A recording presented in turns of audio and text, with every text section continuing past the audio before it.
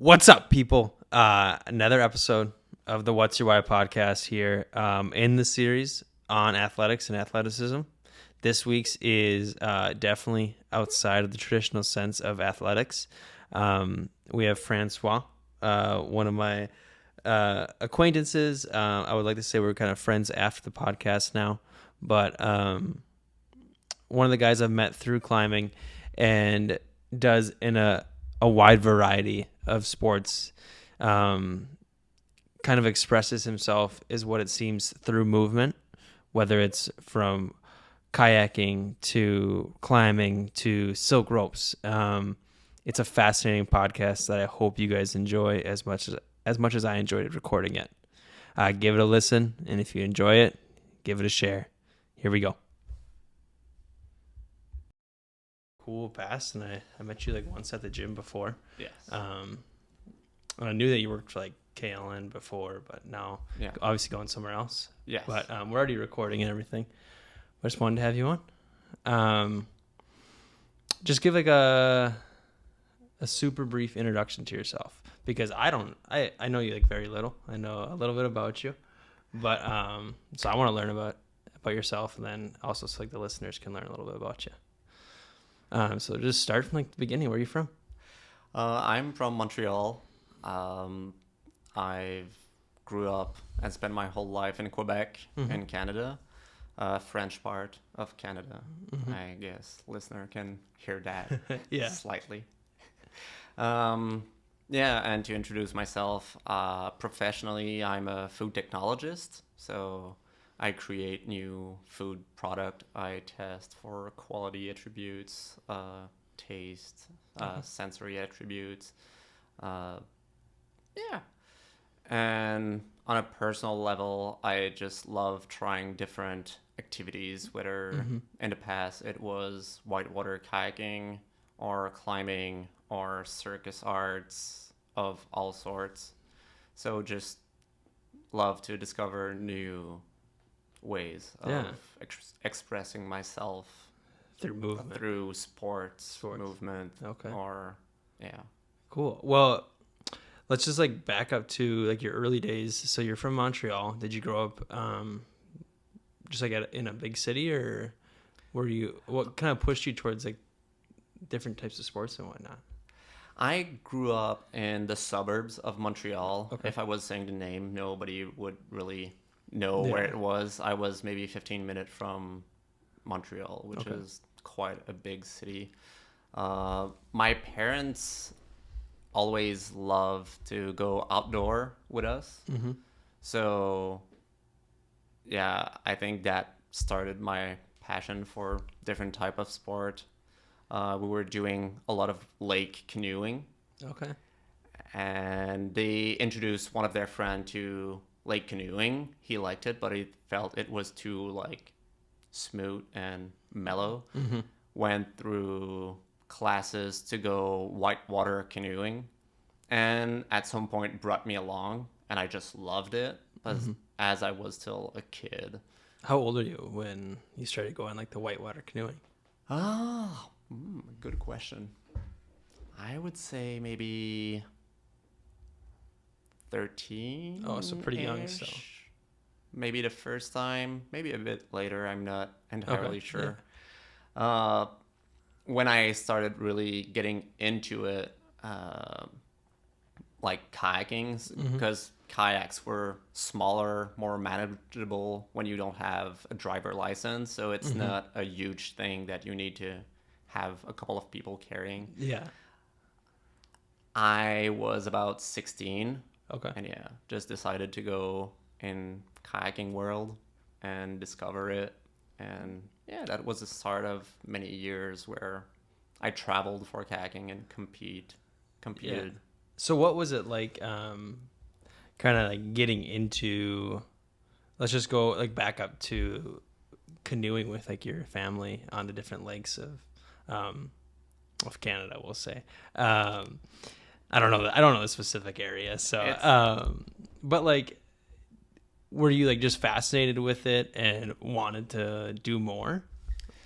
I liked it. We were not necessarily doing camping trips. Okay. And we would always bring the canoe along. So we would always end up being on lakes. I liked it. I just liked seeing the nature, exploring spaces. A lot of time we got stuck into like long herbs or because I was like, oh, that spot looks fun.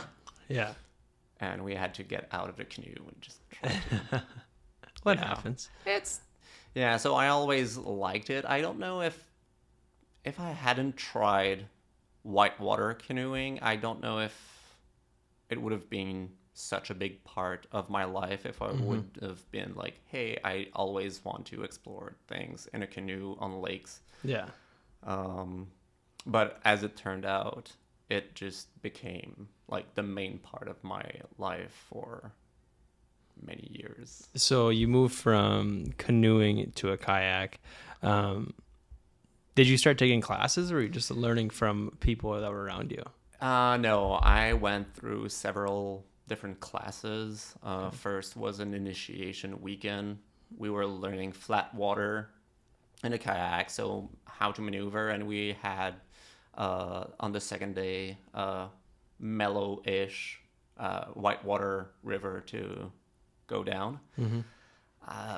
After that, I continued a bit, and maybe I would say 2 years after, I was taking a real whitewater kayaking class in order to become more efficient in it.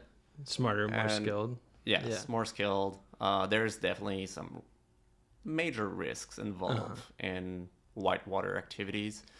So, took several classes and then learned from other people, like made friends, and we challenged each other and learned a lot. Okay. I don't know much about like kayaking beyond kayaking on a lake. But I've always been kind of fascinated by it because I went hiking up on the North Shore when I was really young, and I saw guys coming over some waterfalls along the North Shore on those rivers, and I thought that was crazy. But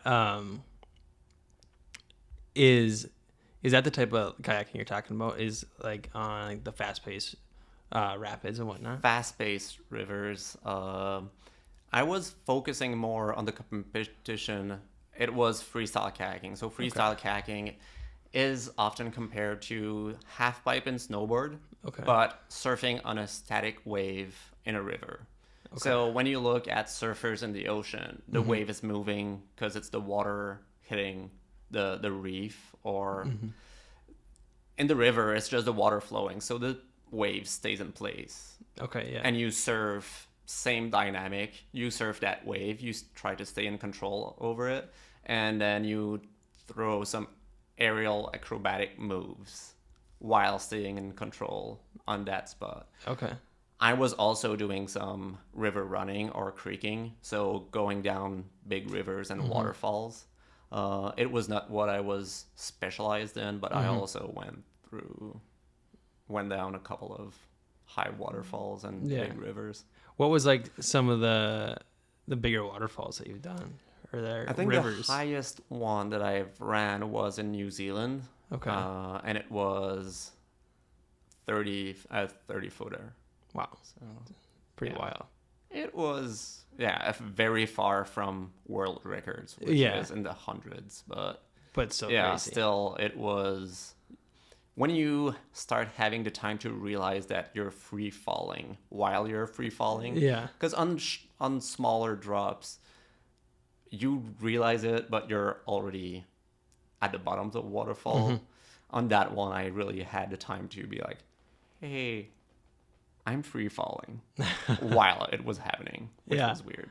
That's crazy. I watched some Netflix documentary this past winter that was about whitewater kayaking, and it's one of the big names from probably like the late 90s, early 2000s. I couldn't tell you what his name was or the name of the movie was, but it seemed like a very similar culture to like the dirtbag culture of climbing. Would you say that's true?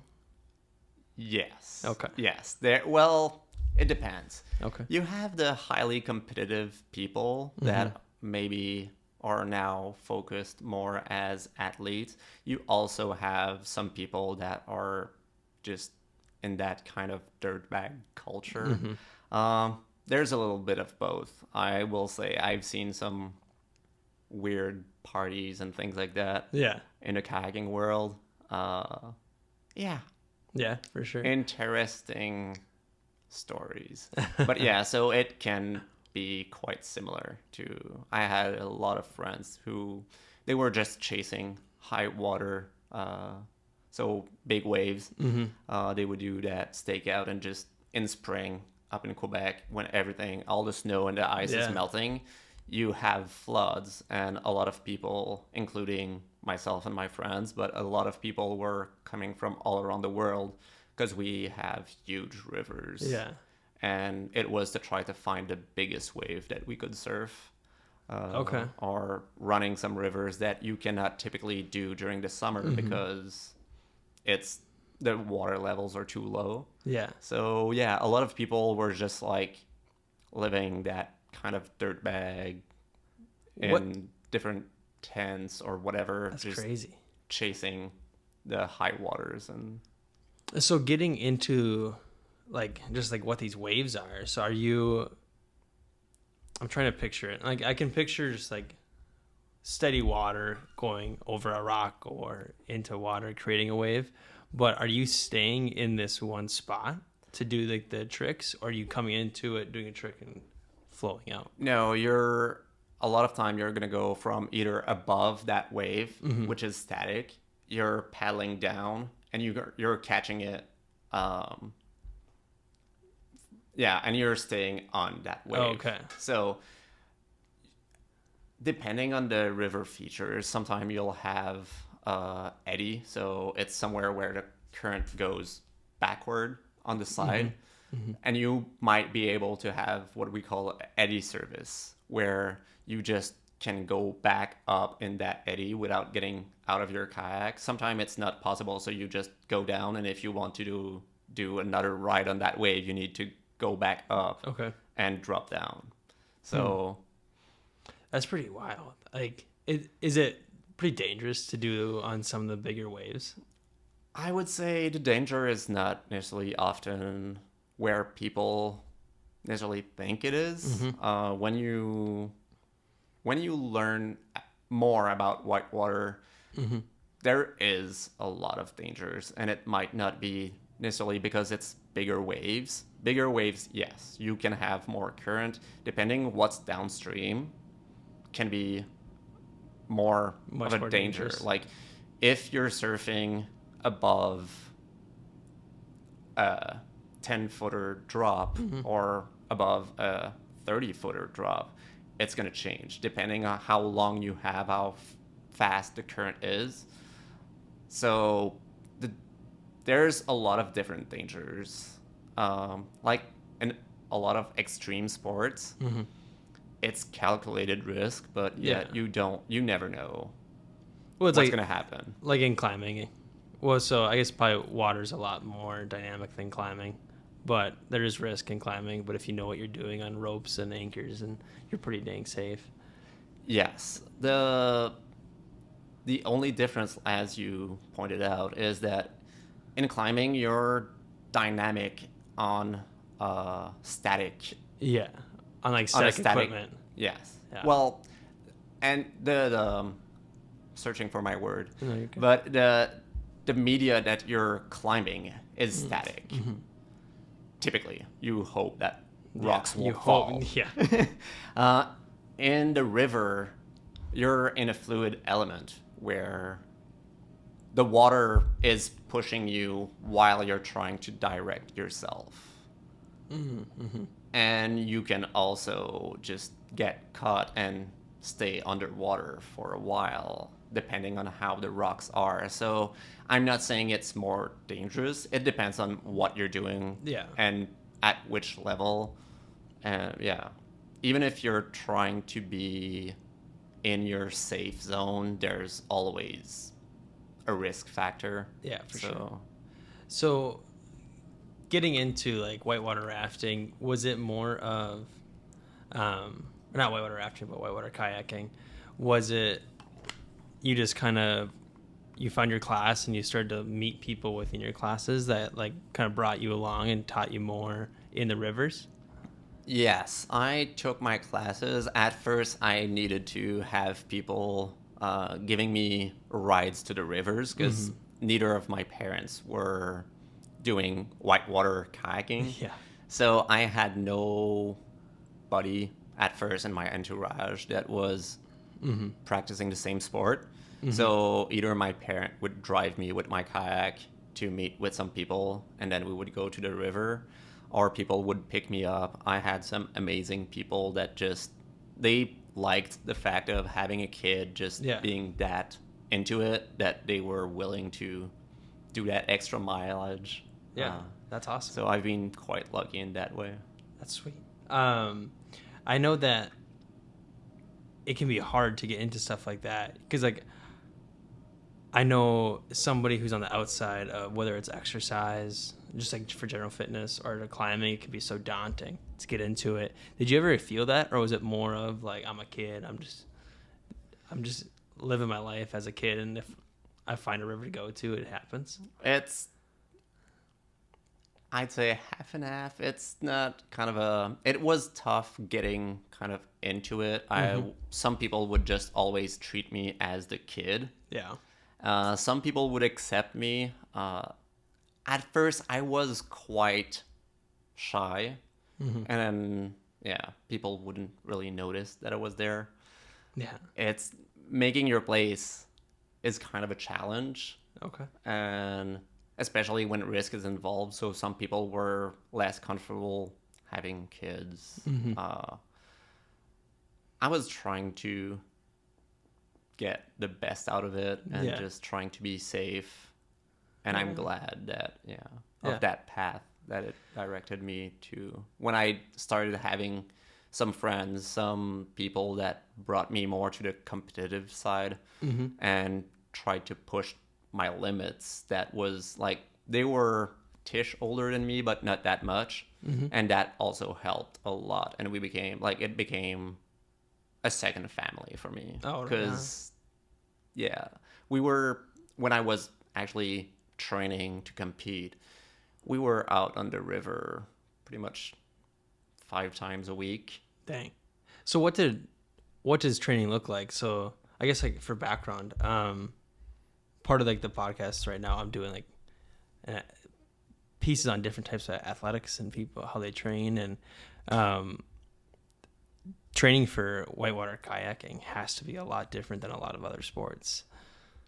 Yes, possibly. Okay. I would say we weren't that organized. Okay. Which is kind of funny, especially in Canada. We have like a tons of rivers. We're known for like the quality of our whitewater and for our paddlers. But even being on Team Canada, we did not have a trainer. The training was like, you train yourself. So I was training with friends. A lot of it was through filming ourselves, looking at the videos and trying to be like, hey, when I did that move, how did that look?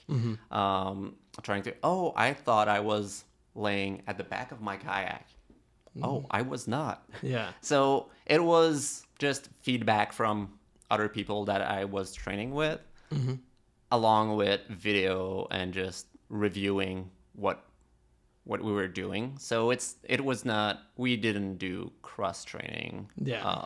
It was, kayaking was the training to be better at kayaking, which for sure. I was just might not have been the best, but more curious if, like, is there different types of like moves you try to like repeat day in and day out, or is there like, I would assume there has to be like names of different skills within the sport. Yes, there are different moves. Once again, we were just, what was the big thing at the time? We were trying to get those moves down.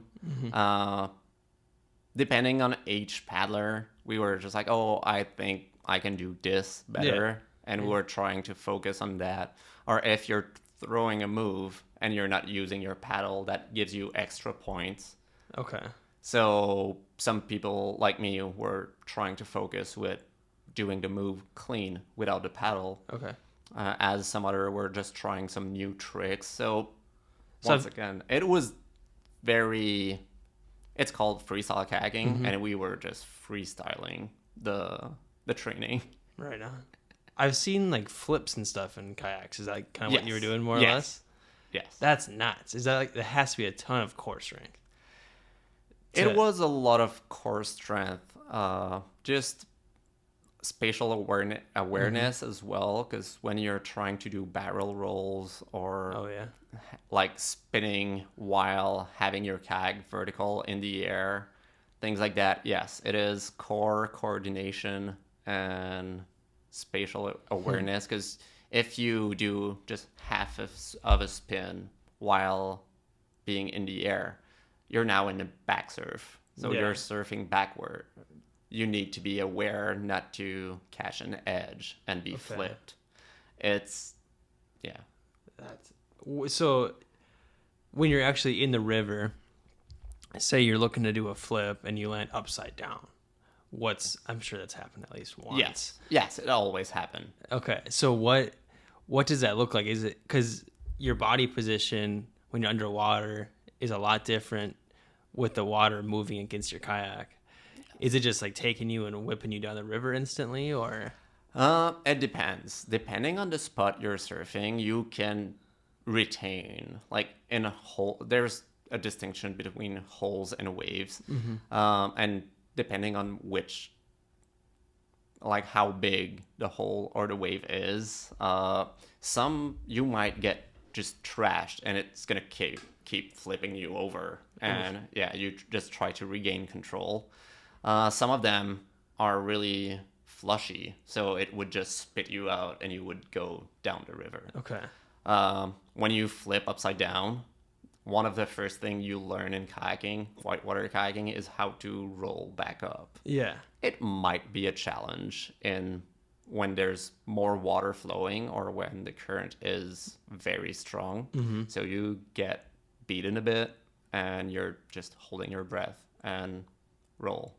If you don't, pull the skirt and you swim, which typically is not recommended. Yeah. Well, I was going to ask that because I knew you guys have like the skirts and to ideally keep water out of the kayaks. Yes. Well, first of all, are those pretty tight and they keep water out pretty good, or does water get in quite a bit? I would say like every sport equipment, it depends on the quality that you're buying. The professional-ish ones will keep you pretty much fully dry. Oh, right on. So if you are upside down, the water's not instantly seeping in. No. Okay. No. That's sweet. No. It's a trade-off. Yeah. The tighter it is and the more the more dry it stays, it's also, if you get a beat up, it's also tighter to take out. So sometimes you might struggle. I've seen some people just struggling getting out because the skirt was just way too tight. Well, not necessarily too tight, but it took more force. And after a beating, you might just be kind of a bit like the adrenaline will get you to take it out, but it's tougher. Once you relax and settle down, it's gonna be pretty rough, I would assume. Yep. Yeah. I'm sure you've gone through several of those, but were any of those ever times you were truly scared as you were going through? Oh yes. Okay. I've done some beginner mistakes. The first time I went in a kayak that I had modified myself, so I cut through it and re-welded the plastic. Okay. I also had my parents' camera in a dry case that was sitting between my legs. Okay. I wanted to make sure that even if I had to swim, that it wouldn't go.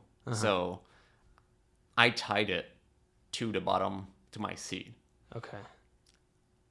I went into a hole where I was not expecting I would go, got just trashed. It was a whitewater rafting river. Yeah. I could hear just the people that were eating lunch on the shore from the raft. They were just like, whoa, just cheering because they thought it was a show. I was out of control. Oh, wow. And I was just getting flipped over and trying to be like, just trying to catch a breath. When you're not underwater, because otherwise it doesn't help at all. No. It kind of ruins it. But yeah, at some point I pulled the plug and just like, okay, I'm getting out. But now that case was blocking me. Yeah. And it took me a while before being able to just get out of my kayak. So I typically, depending on where you are, there's a good possibility that when you pull the plug, you're going to go down, hit the bottom of the vein of water, and you're not going to get recycled. Okay. So that's what happened. I went really deep, and when I came back, I was just like, yeah. That time, I remember that maybe because I was just very scared. Yeah. But I was like, oh my God, is this happening? Am I going to reach the surface before or after I'm out of breath? So, yeah. If you had to estimate, how long do you think you were underwater for? Oh, not that long. Okay. It's just getting beaten up before. It just drains your energy, and it's also making you, like, you're actually fighting against the river. So I'm pretty sure it was not that long. I was still fairly young into kayaking. I was stressed. I was not expecting. Someone told me that this was an easy line. Yeah. So I was not expecting that beater. It's like climbing when you hear a lot of the solo accidents happen is when they think it's just an easy day and they're not mentally prepared for it. No. Okay. Actually, one of my friends was guiding me and he told me, like, oh, that's going to be easy. That guy was solid, but like really solid. Okay. So I just leave him to space. He's going down and I'm just following after. And when I got in that rapid, I saw him swimming. And I was like, oh, shit. Oh. So it was actually just not because we thought it would be too easy. It's just there was a hole that neither of us expected there that was actually way stickier than we thought. So it was just like, if we want to do a parallel with climbing, it's just like you decided to go on that route that you thought was a 5-6. Yep. And you just went on the wrong way. And you end up on a 5-12. Oh, shit. Okay. Just like, oh, oopsie. Yeah, I know. Oh, wow. Maybe not at 5-12, but you know what I mean. It's just hard. Not what you expected. Yeah. It was supposed to be easy, but it was not the right line. Oh, God. It's so, like, obviously I'm not in the space, but it just sounds kind of terrifying from my point of view of being stuck underwater like that. But obviously there's like a rush and a thrill like any other adventure sport out there. So you started going underneath kind of like the guidance of friends and people who took you into their group. When you started competing and you're starting to train more, where were you kind of training out of, and where did that take you? I was training mainly in Montreal. In the spring, we would just be looking at the water levels everywhere around Quebec and Ontario and northeast of United States. And it was not a question of, are we going to paddle this weekend over spring? It was just, where are we going to go? So training was wherever the best waves and the best condition were. Then, Montreal in the summer has some of the best big waves in the world. So that was literally in my backyard, like 20 minutes from home were like some super nice waves. Okay. So my whole summer would be working and then just spending time on the river after work. And the training got me to compete. I ended up having some sponsors. clothing, like gear, kayaking gear Yeah. sponsor, kayak sponsors, and that got me to travel a bit around different part of the globe. Awesome. So you, what did like the first like international competition look like? Because that's mostly what it was. Because you sound like you're doing mostly the sport side of it. Yes. I only participate to 2 world championships. Okay. Whitewater kayaking is still kind of an underground sport, which is considered maybe too extreme for the Olympics, not extreme enough for X Games or things like that. So there's one, I think it's still the case. I'm not that much in kayaking anymore, but you have a World Cup a year and you have World Championships the next year. So I participated to 2 different World Championships. My first one was in Switzerland. Okay. And yeah, it was really different. But competing in kayak, yes, you always have some people that are kind of jerks. But even some people that I was competing against when we were training, they was like, oh, I realized that when you're doing that move, I think you could stick it better if you were positioning your body. So people were quite friendly, and I really liked that. Just people didn't want you to fail. Some might, but a lot of people were just like, they wanted to beat you at your best, which was also just a great kind of spirit in the competition. Yeah. So no, I think that's the idea of being somebody at their best. I think is super fascinating because you're gonna feel the best if you win that way. You put your all into it, and they also did, and you still came up victorious. I think that's a cool concept, and so that was transparent in kayaking. And sure. I would say the main part of the people were like that, and that's what I really liked. The main part of the people that I was hanging out with, like it didn't matter which country you represented. It was just having fun, and it was a friendly competition, which was What are some like the more kind of maybe like the crazier times in kayaking where you just experience something that would like never happen in different sports that are more like not underground sports? I don't know. One of like the summer before I went to the Switzerland World Championship, I had the main part of the French kayaking team that decided to come to Quebec to train. And we hosted at my parents' place. We just hosted them. So I had pretty much the whole French team at some point, just spending the summer and training all together. Just, it was crazy. There was kind of a climbing dirt bag. There has to. That's it. It was. We ended up going and doing a multi-day on a river where there was a wave. So we went down camping. It was amazing, but also so many stupid things happened. Yeah, for sure. I'm sure a lot of wild stuff. That's wild people doing it at the same time. Yes. So how long were you in like the competitive kayaking sphere for? I would say maybe 6-7 years. Okay. So like mid-20s? Yes. Okay. Yes.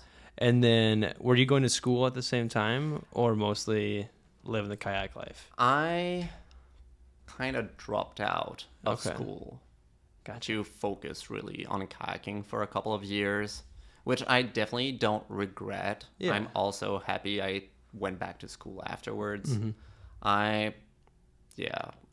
It was mainly kayaking. Kayaking became just the main part of my life. So I decided, okay, let's have a couple of years. I'll see where that brings me.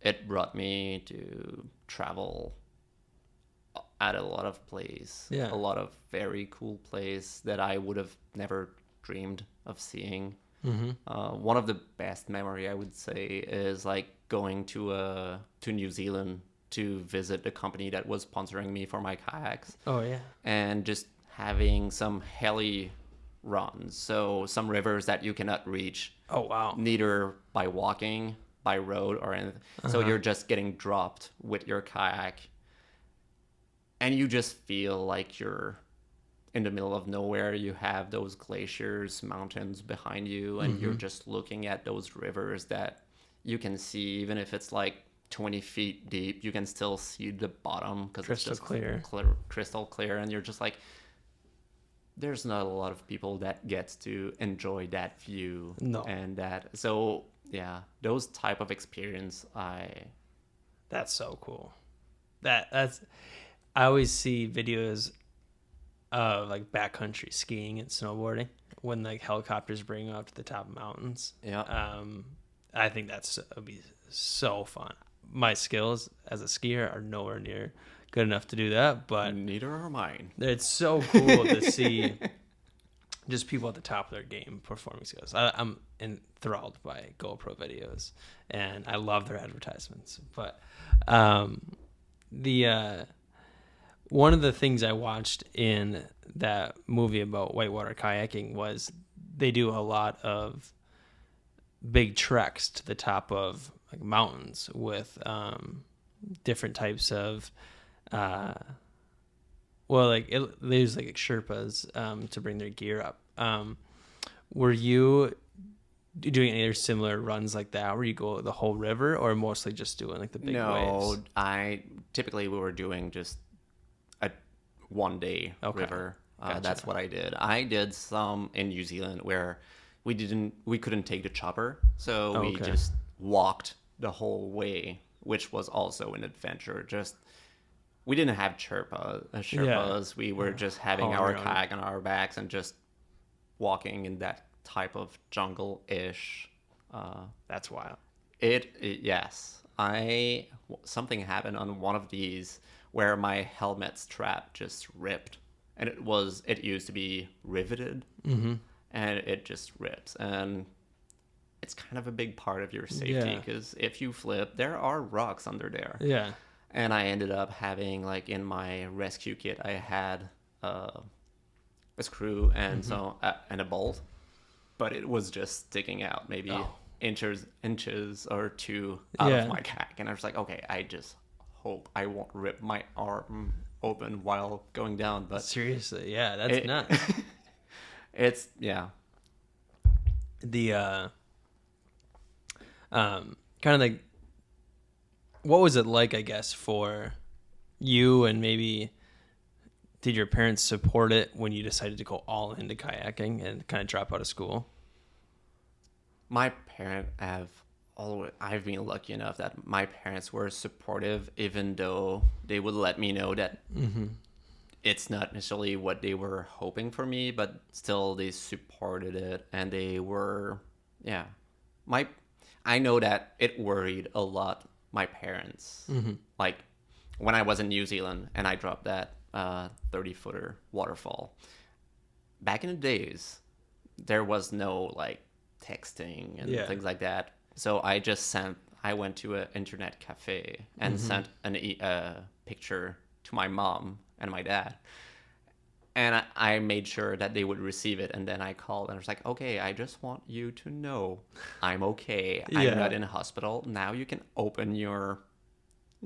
That's crazy. You can open your emails. And they're just like, you're crazy. I was like, that had been settled a long time ago that I was crazy. I mean, that's not news. Yeah. But yeah, so they were always supportive, but I could always feel that they were scared for myself. One thing that might have not helped, one of the first time they came to see me, I was still fairly new. It was a couple of weeks after my big class, like my couple of weekends of classes for whitewater kayaking. An accident happened on that river and somebody died. Somebody that I knew that was in the same class. Oh, wow. That I was. So for sure that left kind of an imprint in their mind that it was, well, it also did in mine, to be honest. But yeah, it left that kind of, it's dangerous, but it's a lot of time it's just like, oh, it happens to others. But yeah, when you know the other, it's when you experience that, or when you experience something like where you were following your friend and you got trapped in the hole that you weren't expecting, is that one of those moments where you just have to get right back to it and kayak again, so you don't get too scared? Or I think everybody lives it in different ways. On that day, it was like when it happened and my parents were there, I was there for the weekend, and I was running the same river the next day. Yeah. When we went down that rapid where everybody was aware and like, stupid thing, it's called the family rapid because it's just barely moving water. Yeah. It's not a huge crazy. It's just, in kayaking, foot entrapment is super not common, but it's something that is a big danger where you don't see it. So if you're out of your kayak and your foot get trapped, the river just pushes you and you're stuck underwater. Yeah.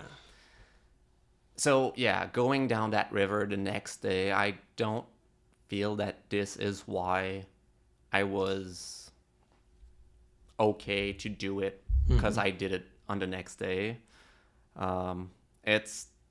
I think a lot of people get impacted by these kind of events differently, Okay. and everybody has different coping mechanism. It's crazy. Yeah. Now you did that till what? How old are you? So that's like 25-ish. You went through kayaking, right? Yeah, I did till maybe 26, 27. Okay. And then obviously you do rock climbing now. I know that. Where did you kind of go after kayaking?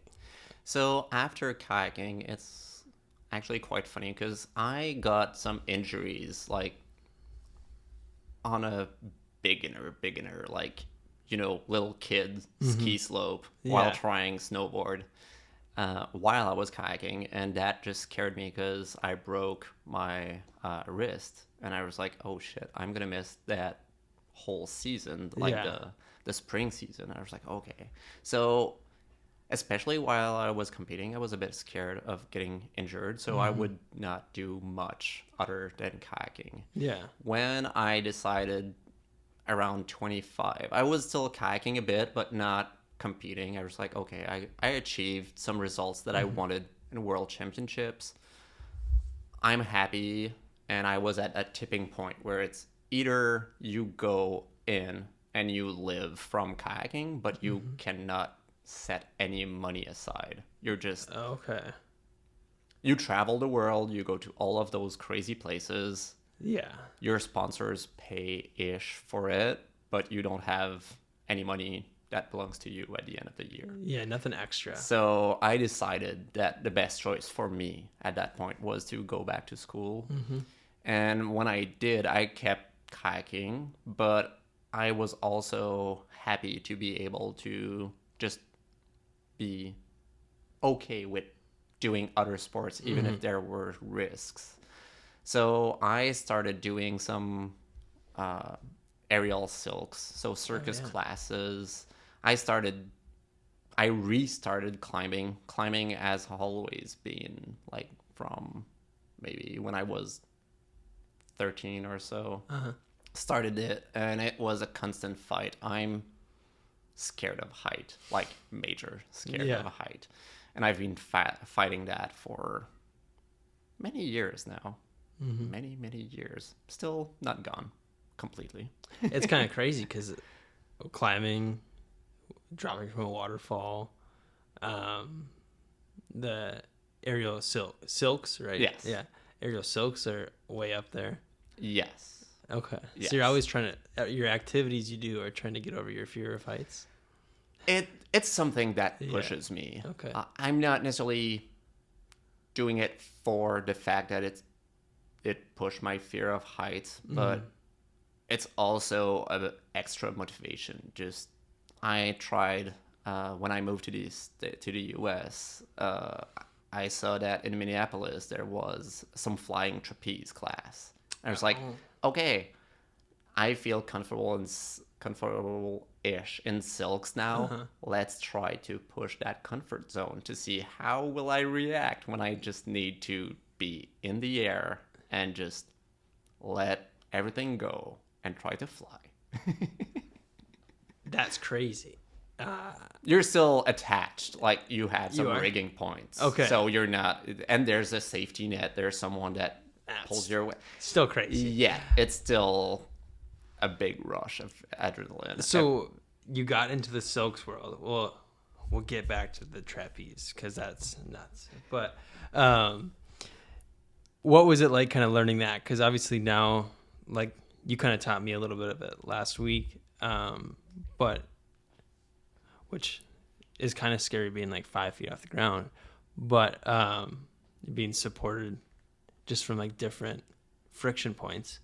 But when you're learning that, what was like the course of slowly becoming better and better at that? Montreal is really known for circus, and there's also some great schools. And the teacher out there at the Verdun Circus School were amazing, and they were just trying always to push us. So they were giving us the extra motivation. And I don't know, silks to me, I've tried different apparatus, whether it's static trapeze, straps, aerial rope. Silk was the one that I thought was fitting best with me. And yes, you're just doing things. If you're doing things the right way and you're taking slow steps, you're not starting with a drop where you need to catch back the silks, otherwise you fall. You're starting with easier drops. You're just getting familiarized with the feelings. And I would also add that fear is completely irrational. So I felt more comfortable in silks or dropping down a 30-footer waterfall for whatever reason than climbing indoor in top rope. Oh, really? Yes. Okay. Which makes no sense. I mean, Well, I'm in the silks. I think I've got nothing attached to me. If you know your mechanism and you know your body and you know how to control it, I think it makes complete sense that you are more confident in those things because you know what you're doing, you know the skills, especially on the silks when it's a little bit more controlled than water. It's all reliant on you. Whereas like a top rope, you are relying on somebody else to catch you. And there is always a bit of falling, which is, well, I guess there's falling in all three, but yes, there's a little bit more trust involved, I think. My problem was not necessarily trusting the other person. Okay. It was just, I don't know, it didn't felt right. It might be that I didn't felt in control, as in the silk. If I want to stop, I'll catch the silk. Yeah. I'll wrap myself. On the wall, it was just like, well, the rope is catching you, but you've got nothing to do. And it's just like, wait, I'm not the one stopping that. So for the longest time, and I haven't climbed rope in a little bit now. Next time will be just scary as hell. But yeah, it's just every time, even in top rope, even if I knew like that it was safe, I felt like if you fall, it's over. Yeah. That's the feeling that I had, which was, just. I love the heights of climbing. I don't know what it is. I've never been scared. You're lucky. Yeah. And I haven't done any like super crazy climbs. I think the highest I've been is like 90 feet, but it's plenty high to hurt and possibly kill you if something goes wrong. But no, I've taken some good whips as well, and I love the heights. I don't, maybe that's a weird thing, but it seems very comfortable to me. And I'm kind of an untrustworthy person, and so my biggest fear of climbing is trusting the belayer.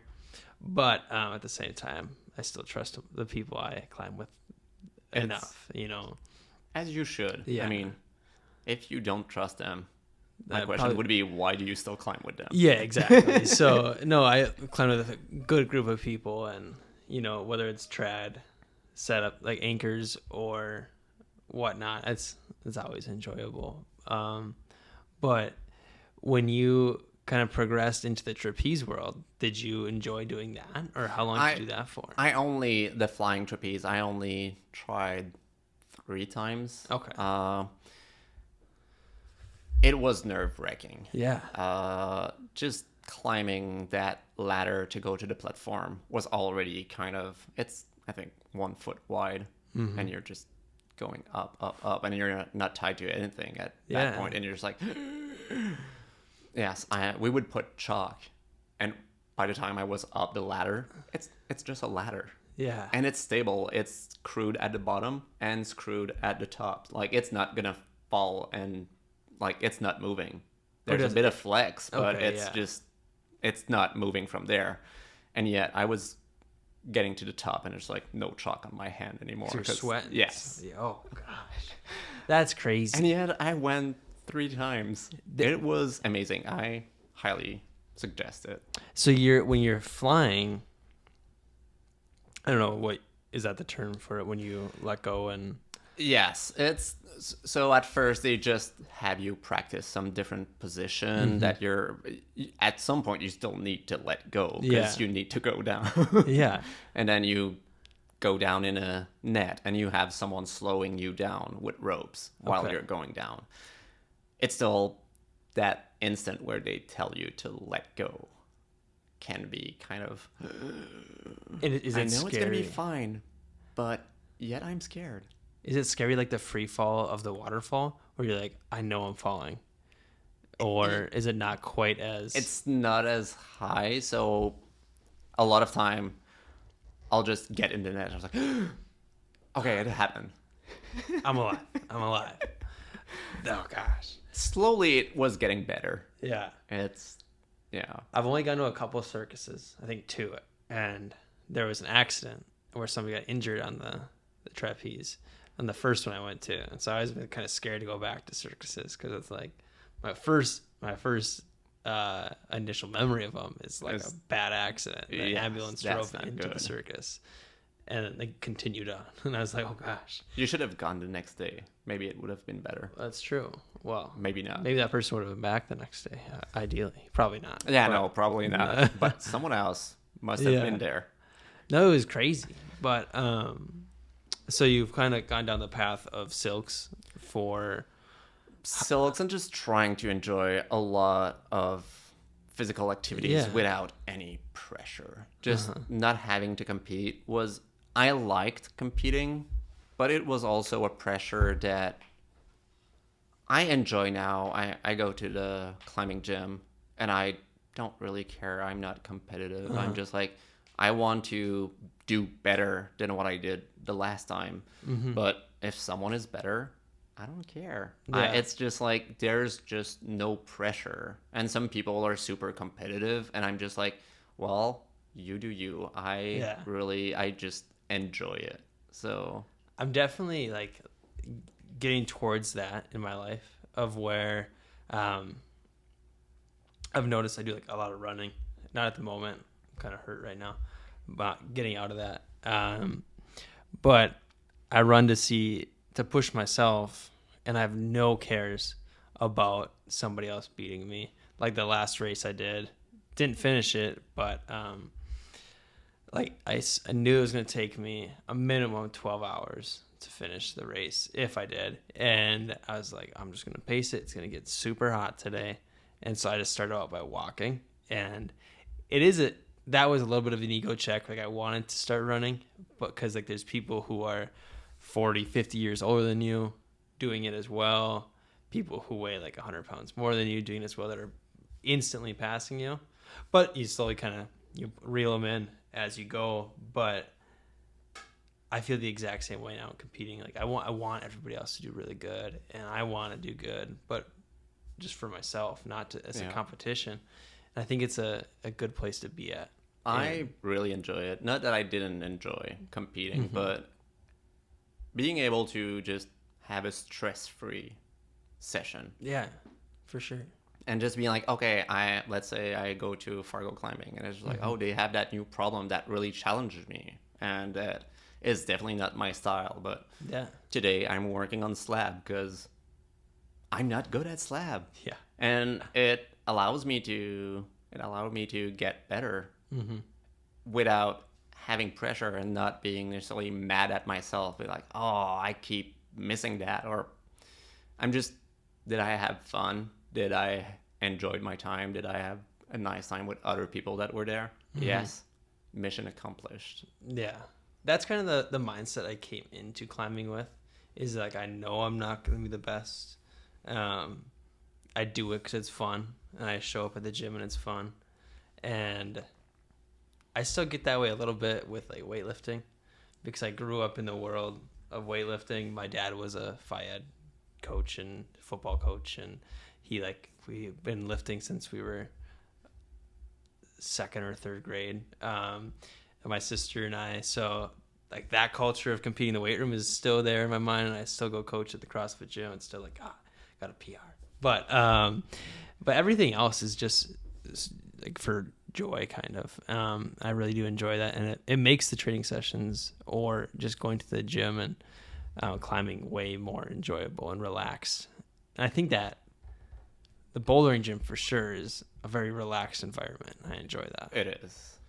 I also, and it might be an attention deficit or something like that, but since I stopped competing, maybe it's just a drawback from focusing on only kayaking for a while, but now I want to try everything. It was like, I saw that there was that flying trapeze. Oh, I'm going to try it. Yeah. I had a business trip to Vegas, and I wanted to try sear wheel, which is kind of a single wheel circus apparatus that you're spinning in. Yeah. And I was like, oh, they offer a class there. I've wanted to try that for so long.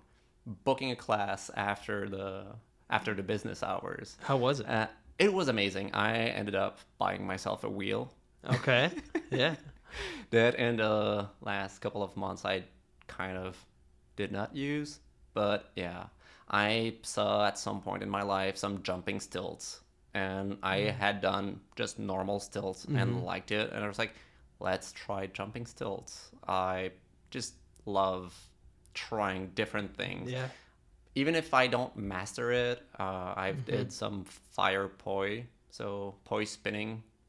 So it's kind of a ball at the end of a chain that you're spinning. Okay. So fire spinning. Oh, I did okay. a bit of that. I just love trying different things. Yeah. And I'm just like, maybe I won't be good at it. Maybe I won't put the practice that I would need to be really good at it. But I tried it and I had fun. Yeah. And then you can share with other people and have them try different things. And it's just, yeah. That's cool. I feel very similar. Just doing a bunch of different activities myself. And you see something cool, it's like, I really want to try that. And even when you brought the silks out at the gym, I was like, I'm good. Then I was like, why wouldn't I try it? I was like, I'm probably not going to get this opportunity at the climbing gym again. So I was like, I better just do it now. And it was fun. We didn't do anything like crazy complicated. No, I'm not an instructor, so I wouldn't. Yeah, I just had people that I knew just try it. If we didn't do people are crazy, interested, there is a great studio in Fargo Moorhead. That FM Aerial. Okay. So if people want to try it, and I thought that it was a good cross training for climbing. So I was like, let people see it, try it ish, and then if they're interested, there are some schools around that can for sure do that. The body awareness part of it has to help climbing, and the climbing body awareness would for sure help that. It's like everything aerial is a lot of core, a lot of managing your movements and managing your efforts. So if you're spending 10 minutes in the silks for a routine, or you need to have rest position, the same as if you're gonna climb a route that's gonna take you 10-20 minutes or whatever. It's just like, it's a long time to be on something that is vertical. And yeah, so it's techniques are different, but yeah, the core stability, especially on silks, rope, or things like that, you're on something that is unstable because it can bend. So it just forces you to try to reach for that stability. Yeah. So you were kind of talking about it when you brought it out the other day, but you've done performances. Like, Since I moved here, I've done 2 different performances. What were those like in preparing for those? That was interesting. I would say I've never seen myself that much as an artist.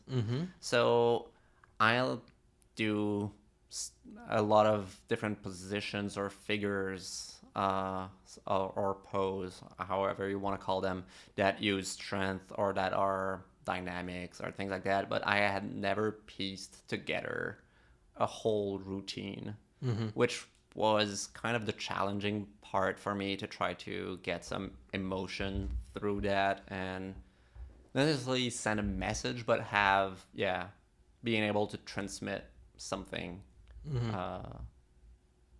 through that. So piecing that together was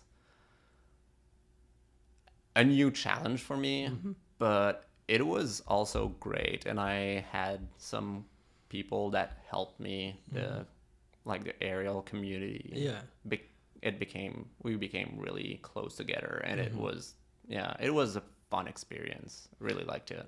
What was the performance for? Was it just at your studio? That was, we performed at the Red Raven.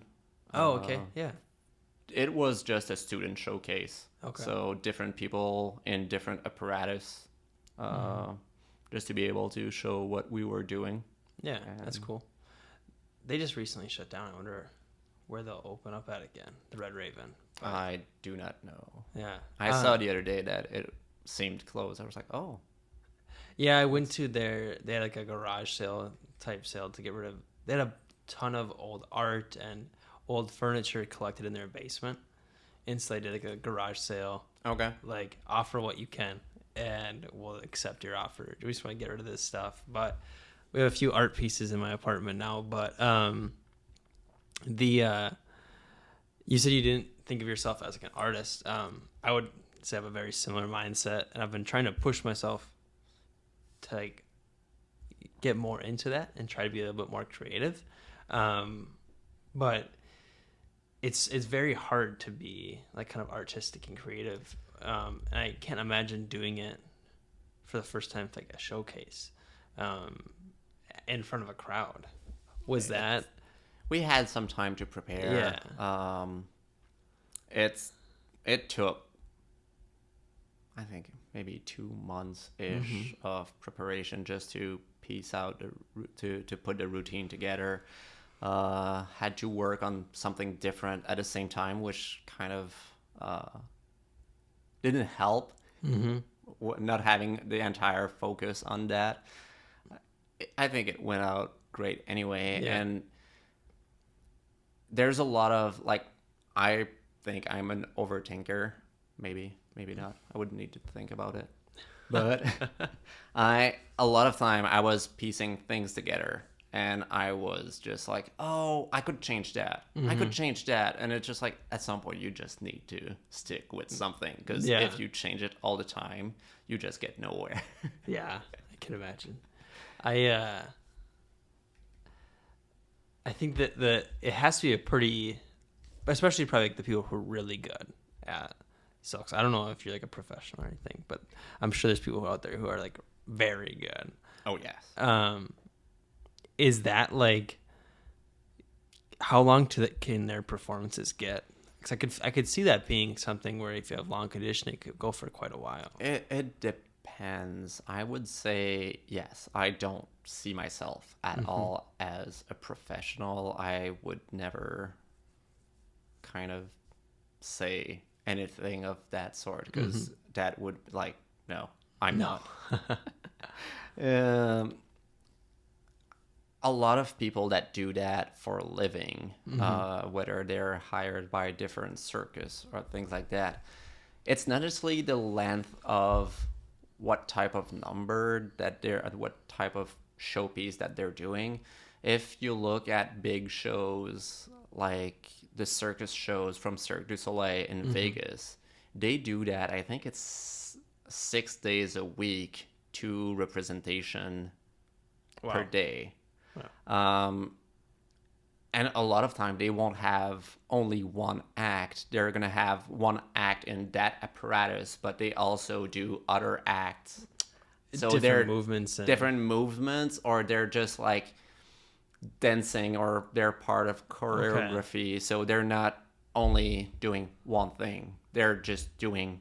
They're part of the whole show. They're part of the whole show for the whole hour and a half, twice a day, 6 days a week, plus the training. That's insane. So those are like, all of those people are really like top athlete. Yeah. It's a lot of training, a lot of dedication. Like, I think a lot of time people don't see circus artists as athletes, but that would be a huge mistake. It's not. Yes, it is a more artsy form for sure of sport, but to me it's just like if you take a ballet dancer, if you take a lot of arts, physical arts, people have no idea what type of conditioning they need to do. It's just like, yeah, they're not playing football, but yet they are really impressive athletes. Yeah, there's a lot of like really good football players who take up dancing, whether it's like intro ballet or something of the sort, just to work on their footwork and become more mobile. And or just like one of my coaches at jiu-jitsu, he does hot yoga to become more flexible and to be able to get in different positions better. And so the circus has to be just full of athletes. Yes. Without a doubt. I think a lot of people come either from gymnastic, just straight up from circus. I've met with different people that were just doing adult class, so not to become performer, but that were doing other sports, and they were like, oh, that seems like a nice other way to express myself or just to train. Like, it is physical, and yeah, it's just, I can definitely see that. It's not necessarily renowned for it or known for it. It's the same as if you look, especially for boys that do artistic figure skating. Yeah. Like, a lot of people will make fun of them. Like, yet are they less of athletes than people that play hockey? It's just like, to me, it's just a different way to use your body, but they're all like... Well, in some ways it's probably significantly harder, because in a lot of the, say, a sport like football, like, you have a job and you execute on that job. You're told exactly what to do. But bringing creative expression into something like figure skating, it adds a whole new level of complexity to it. Personally, I think it might be easier for some than, like, if you take a figure skater, it might be easier for them to express themselves than just doing a task over and over. Yeah. So, personally, like I said, I don't see myself that much as an artist person, even though some people would say, like, no, you're just selling yourself short. But I don't know. I don't think that's my strong suit. It never stopped me of being like, hey, I used to do, I was trained to be a pastry chef, and I did a couple of wedding cakes. to me, they weren't not the great, the greatest. Some people are just like, oh no, they were really good. It's just like, I don't know. I tried to push my limits, like I said. Yeah. Fear of heights, trying to push my limit. And I was super happy to have a showcase piece to put together because it forced me to do my best. Was it the best routine ever? Not necessarily. A lot of people could have done better than that, but I was proud of what I've been able to accomplish. And when you were asking about like, wasn't it hard to put that to show to other people? I think it was also the extra motivation to actually do it and not let it fall through and be like, I'm doing that only for myself. Sure. So that's cool. It's like it's an extra bit of push to get it done and to do well. Yes, you know that people, a lot of time, especially aerial, people will be impressed whatever you do, whether it's easy or not. They don't know, and it looks impressive. So people will possibly be, whatever, but just having that pressure of, I need to present that not only to the people that will be there, but also to the people that are training with me. It's just a motivation to me to just do your best and be able to challenge yourself. Yeah. So you went back to school, and when did you go back to school? I was 25. Okay, yeah, you said that, I think. So you go back to school, and you move at some point to the United States. Did you come here for a job? Yes, I worked in different area of the food industry after studying in food technology. Okay. And that was in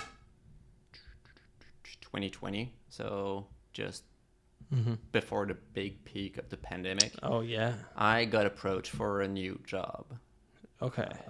And is that when you moved to Perm? That's when I moved to Perm. Okay. So where were you before that?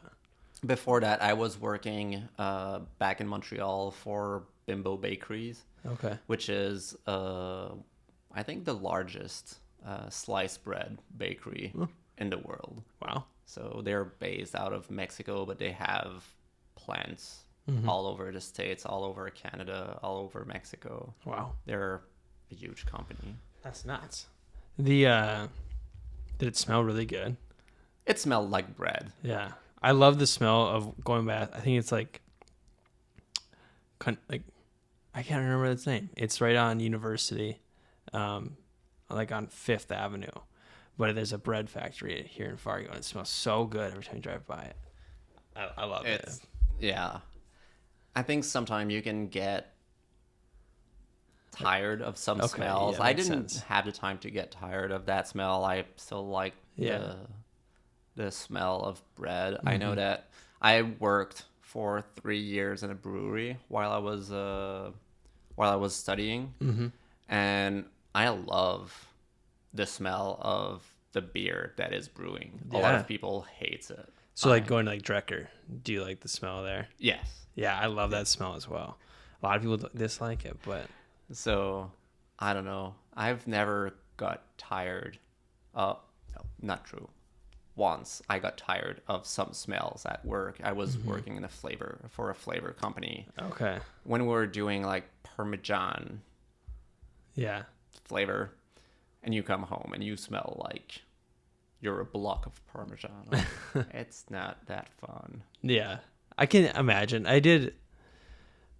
used to be involved in this organization called FFA, and one of the competitions we did was food science and technology, and you kind of had probably a gamut of the things that you've done in food science as well, but like the sensory eval and like the quality stuff that go along with food science. And we'd be forced to taste things that like blue cheese. I hate blue cheese, but we'd have to like taste the differences between different types of blue cheeses, or to like find what's wrong with them. And And sometimes it's fun, and you can taste like sweet things like candy, and you find the differences in the candy. But other times you're tasting like these awful cheeses, and it's like, why did I choose to do this?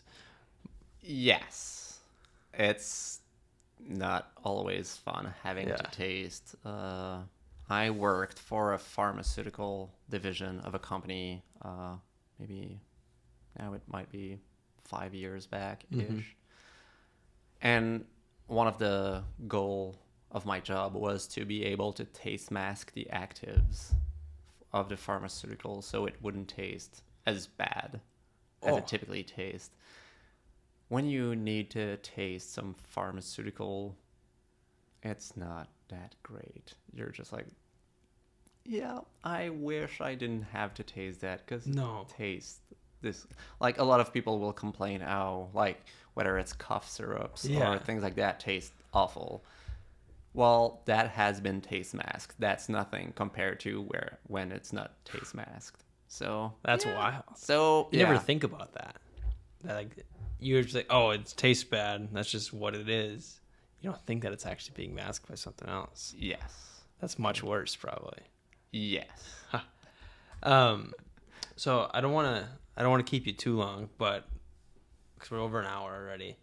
But what is kind of the next activity you could see yourself getting into, or are you set right now in like rock climbing and the silks? I don't know. One of the things that I really wanted to try for the longest time is called German wheel, which is another circus apparatus. It's 2 wheels side by side with perpendicular, like they're welded together, and you spin in it, and that looks very fun. I don't know when I'll be able to find a place where they teach that. So that's one of the things that I would like to do. Otherwise, I don't know.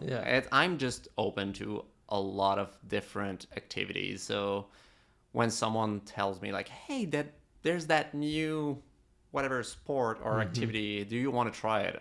A lot of time I'll be like, yeah, looks fun. I'll try it. I'll give it a try and we'll see. So you remind me a lot of one of my education professors at NDSU, and the way he talked about skydiving. And obviously you're afraid of heights, so it might not be the best thing to do. But he's like, he loved talking about competitive skydiving and the creative expression he was able to do and the way you're able to just move your body. And he did it in a team, competitive skydiving, where they would form structures and do like kind of like art in the sky with their bodies. And that seems like something that'd be like right up your alley. I tried skydiving about a month ago for the first time, and I was very scared. Yeah, we're happy you did it. I'm super happy I did it. I'm happy I took the video and photo package because my brain could not process the whole thing right away. Where'd you go to do it at? I went. It's in. Yeah, well, they called it Minneapolis or Twin Cities skydiving, and it's actually in Wisconsin. Oh, really? It's maybe 40 minutes away. Yeah, it was a nice experience. I had 2 other coworkers that wanted to do that for the longest time, and we decided, hey, let's go. Yeah. So I've tried it. I was in the plane, and I was like, maybe I'm going to be the one who stays in the plane and do not jump because I'm not sure I'm going to be able. So did you do it tandem? Yes, it was tandem. Okay. Because you can do a class where you do it on your own right away. It's a lower jump, and it pulls your parachute right away. And with my friends, we decided just to go for the high one, just for the thrill of it. If you're going to do it, go high. I'm not saying that I would not skydive anymore. I liked it. I enjoyed it. It just drained all of my energy because I was so stressed. I can imagine you're exhausted. It has to be an insane adrenaline rush. Yes, it was quite insane. That's so cool. I really want to do it. I would love to get certified. like to do it. Getting certified is a long process. I think you still need to do a tandem jump before, and you need to have a couple of different jumps that you do. I think it's a lot like anything else, where to get certified by like some organization, there's a lot that goes into it, but it seems like it'd be worth it. I think for some people it will be worth it. To me, it's also a lot of money. A lot of jumps means a whole lot of money. It's crazy seeing how many like jumps it takes to get these people certified, and but whatever. But we'll see. We'll see what happens. The instructor that was strapped to me when he opened the chute, he was like, "How do you feel?" I was like, "Amazing." And he was like, "That is the reason right now why I dropped out of college." And I was like, I can understand that. Yeah, no doubt. Do you have a good conversation on the way down then? Not when we were free falling. Yeah, no. I just did that rookie mistake of yelling of pure joy the whole way down, and then I had cut them out. For like a day and a half after. You got way too high. If you try it, don't scream when you're free falling. Okay. Not a good idea. Okay. But I don't think I would. Maybe. I have no idea what I'd actually do, but I typically don't scream. Okay. If I'm scared, I'm not screaming because of whitewater kayaking reflex. You don't scream because otherwise you'll just get full of water. And you'll waste your energy too. Yes. Yeah. That was just pure joy and excitement, being like, wow, I'm doing it. That's so cool. But like I said, I don't want to keep you. We're over an hour and 20 minutes now. So if you want to like share your Instagram or anything like that, I always have people do that if they want to. But I don't know if you want to keep it private as well. We can definitely do that. But I think your Instagram's cool from what I've seen so far. You share cool videos and pictures of. I don't share a lot of on Instagram. I'm trying to be a bit better at it. You do cool things, so. And I have tons of old photos that never got posted from New Zealand trips and things like that. So it's on my to-do list. But it's okay to share my Instagram. Absolutely. So I'll put it in like the show notes or whatever. But I appreciate you having you on here. It was fun. Yeah. Well, thank you. I'll cut it off there. Well, Francois has left the studio or the Rocket office, but that was an awesome podcast. I find it fascinating people who do a ton of different things and have kind of dove into all of the different skills. So from climbing to kayaking to silk ropes, Francois kind of done it all and has a very different look on kind of conquering his fear of heights and seeking what's next than a lot of people do. And it's inspiring to see somebody who finds an interest in something and kind of dives deep. I would like to think I do that as well, but I know I can definitely get better at that. I truly enjoyed having Francois on. But if you guys liked the episode, please give it a share. That's the way you can support the podcast. I appreciate you guys coming back week after week, and I look forward to having the next one on this coming week as well. You guys have a great rest of your week, and appreciate your time with us here. Peace out.